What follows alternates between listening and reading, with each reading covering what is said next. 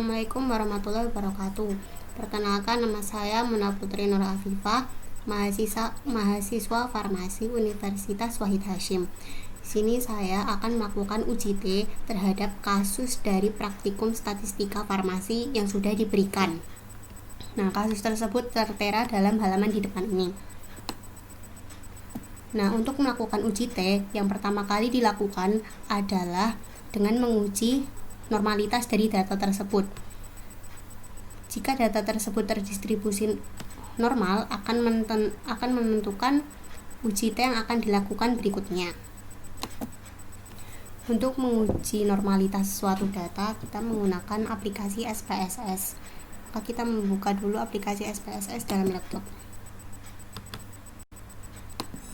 Nah, setelah kita membuka aplikasi SPSS, tampilan yang akan keluar adalah seperti ini.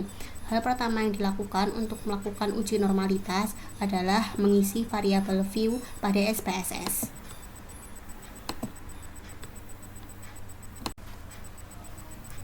Nah, setelah itu kita akan mengisi variabel view sesuai dengan data yang tertera di sini. Kita masukkan di sini data sebelum dan data sesudah.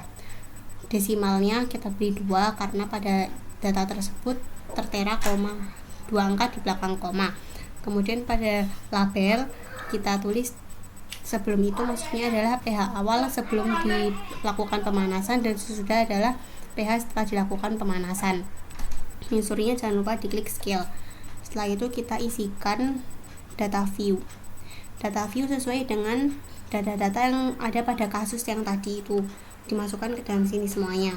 Setelah itu kita akan melakukan uji normalitas, yaitu dengan cara mengklik analyze, terus klik deskriptif statistik, dan klik explore.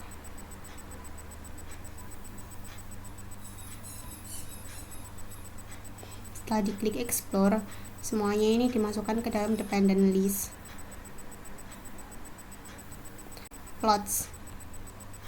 Plotsnya diganti normality. Ini ya di non, ini juga nggak usah dipakai. Habis itu klik continue. Nah, nanti diklik OK. Setelah itu akan keluar data normalitas seperti ini. Nah, dari sini kita akan mengetahui apakah data itu terdistribusi normal atau tidak. Ya, beginilah hasil dari uji normalitas itu. Akan keluar banyak output seperti ini. Lalu output yang kita gunakan untuk menentukan apakah data itu normal atau tidak adalah dengan melihat ini. Kalau dia signya berada lebih besar daripada 0,05, itu tandanya data terdistribusi normal. Tapi kalau datanya kurang dari 0,05, berarti itu signya tidak terdistribusi normal. Nah, dari sini kita bisa melihat nilai signya adalah 0,182. Dia lebih dari 0,05, berarti dia terdistribusi normal. Tapi yang di sini dia 0,0006. Dia itu lebih kecil daripada 0,05, berarti dia itu tidak terdistribusi normal. Nah, sebelum itu, agar kita lebih yakinkan, kita juga akan melakukan uji homogenitas. Sekarang kita akan melakukan uji homogenitas. Uji homogenitas digunakan untuk mengetahui apakah data tersebut homogen atau tidak. Kita akan mengisi variabel view sesuai dengan apa yang ada di sini. Name diisi jenis emulsi dan uji aktivitas. Jenis emulsi dituliskan angka 0 karena dia tidak memiliki koma. Dan untuk values-nya kita akan mengetikkan 1 untuk pH mula dan 2 untuk pH sesudah. Lalu klik OK. Jangan lupa usernya diganti scale. Pada data view kita mengisi sesuai dengan apa yang ada pada kasus. Nah, 1 untuk pH mula-mula, 1 itu untuk pH mula-mula, yang kedua itu untuk pH sesudah. Nah, ini besaran pH yang dikeluarkannya. Lalu kita akan melakukan analis terhadap homogenitas data. Kita klik analis, lalu klik deskriptif statistik, lalu klik explore. Setelah itu pH emulsi akan kita pindahkan ke dalam faktor list karena dia menjadi variabel bebas yang mempengaruhi uji aktivitas. Nah, uji aktivitas sebagai variabel terikat. Lalu plots-nya diganti menjadi power estimation. Jadi ini diganti non dan ini tidak perlu diklik. Nah, setelah itu kita klik continue. dan klik OK. Nah, inilah output yang dikeluarkan dari uji homogenitas. Nah, di sini kita mengetahui bahwa nilai dari nilai sig pada uji homogenitas adalah lebih besar daripada 0,05, sehingga data tersebut termasuk homogen. Namun, pada uji normalitas tadi, data ternyata tidak normal, sehingga setelah ini uji T yang dilakukan adalah uji T non-parametrik dengan model uji Wilcoxon. Berikutnya kita akan melakukan uji Wilcoxon. Uji Wilcoxon dilakukan dengan mengisi variabel view sesuai seperti ini. Yang pertama sebelum, kemudian sesudah. Desimal di sini 2 karena masing-masing pada data memiliki 2 angka, nilai 2 angka di belakang koma. Label dituliskan pH awal sebelum pemanasan. Terserah ini mau diisi apa aja. Terus mensurnya jangan lupa diganti scale.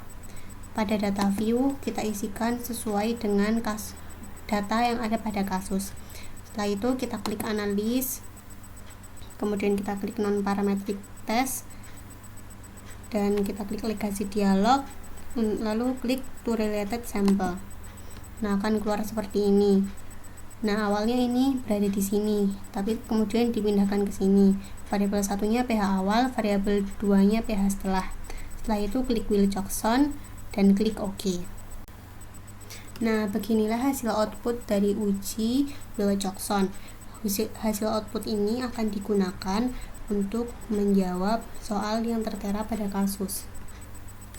Soalnya di sini adalah apakah ada perbedaan yang bermakna pH emulsi mula-mula dan pH pemanasan? Jawabannya ada, karena dari uji Wilcoxon ini nilai sig-nya adalah 0,002, yang itu maknanya dia itu kurang dari 0,005. Dalam kasus ini terdapat perbedaan yang ketara antara pH emulsi mula-mula dengan pH emulsi sesudah. Nah, lalu soal yang pertama adalah apakah rata-rata pH emulsi mula-mula lebih besar dibandingkan pH pemanasan. Nah, di sini kita bisa mendapatkan jawabannya dari uji homogenitas yang tadi sudah dilakukan. Nah, pada tabel deskriptif di sini diketahui rata-rata untuk mula-mula adalah 4,5375, sedangkan rata-rata untuk pH sesudah adalah 3,9725. Nah, di sini pH rata-rata mula-mula itu lebih besar daripada rata-rata sesudah. Rata-rata pH sesudah. Sehingga kesimpulan pada kasus pertama ini yaitu pemanasan dinyatakan berefek pada pH emulsi karena pH emulsi mula-mula lebih besar dibandingkan pH pemanasan. Juga ada perbedaan yang bermakna antara pH emulsi mula-mula dengan pH pemanasan karena sig-nya berada kurang dari 0,05. Berikutnya pada kasus 2 kita akan mencari apakah ada hubungan antara kadar sakarin pada merek lokal dengan kadar sakarin pada merek impor. Kita akan mencari tahu apakah ini sesuai dengan pertanyaan ini atau tidak. Nah, pertama-tama kita akan melakukan uji normalitas terlebih dahulu. Nah, uji normalitas dilakukan dengan mengisi variabel view seperti ini. Yang pertama, kita mengisi dengan nama lokal. Yang kedua, impor. Dan jangan lupa diberi label lokal dan impor. Desimalnya diklik 2 karena ada 2 angka di belakang koma. Nah, setelah itu jangan lupa ini diganti scale juga. Kita juga akan mengisi data view. Data view diisi sesuai dengan data yang ada pada kasus 2. Nah, ini adalah data-data yang sudah saya pindahkan ke sini, data lokal dan data impor. Setelah itu kita akan klik analyze, descriptive statistik, dan explore. Kita akan melakukan uji normalitas. Semuanya dipindah kepada dependent list. Lalu kita klik plots, dan ini diganti none, ini tidak usah, klik normality. Setelah itu klik continue. setelah diklik continue akan keluar hasil dari output uji normalitas seperti ini. Di sini dalam tabel ini kita dapat melihat pada uji normalitas metode Shapiro-Wilk, SIG yang keluar di sini adalah 0,017, di mana itu kurang dari 0,05 sehingga data tidak terdistribusi dengan normal. Dan yang di atasnya adalah 0,517, itu lebih dari 0,05 sehingga data yang di sini terdistribusi normal. Nah, untuk meyakinkan, berikutnya kita akan melakukan uji homogenitas terhadap data pada kasus 2 juga. Nah, untuk melakukan uji homogenitas, kita perlu mengisi variabel view sesuai dengan yang ada di sini. Merek, kadar.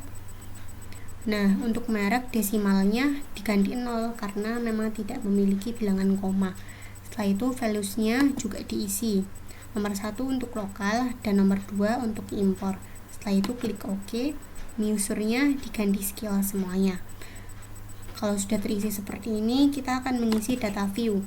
Pada data view, kita isikan juga sesuai dengan data pada kasus 2.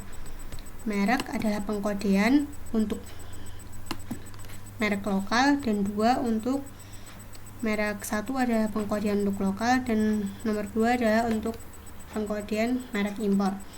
Nah, kemudian dipindahkan juga kadar sakarinnya di sini sesuai dengan itu. Untuk melakukan analisis homogenitas, kita klik analis, terus deskriptif statistik, dan klik explore. Nah, ini dipindahkan kadar sakarinnya ke dependent list dan merek minumannya ke factor list sebagai variabel bebas yang mempengaruhi variabel terikat yaitu kadar sakarin. Pada plots, kita klik power estimation dan ini tidak usah diklik juga. Nah, lalu klik continue. Setelah itu kita klik OK dan kita akan melihat output yang keluar dari uji homogenitas. Nah, beginilah output yang dikeluarkan dari uji homogenitas. Dari tabel ini kita mengetahui bahwa nilai SIG dari uji homogenitas kasus 2 adalah 0,662, di mana di sini itu nilai SIG lebih besar daripada 0,05 sehingga data itu termasuk homogen. Namun karena tadi pada uji normalitas ada salah satu data yang tidak bersifat normal, sehingga untuk uji T yang digunakan adalah uji T non-parametrik dengan metode Mann-Whitney. Berikut sudah tertera bagaimana cara melakukan uji Mann-Whitney dalam SPSS. Pertama-tama, seperti biasa kita harus melakukan pengisian pada variabel view. Variabel view diisi seperti ini: merek, desimalnya 0, labelnya merek, values-nya 1 untuk lokal dan 2 untuk impor. Klik OK, usernya diganti scale, begitu juga yang bawahnya kadar dan desimalnya diganti 2 karena ada 2 angka di belakang koma.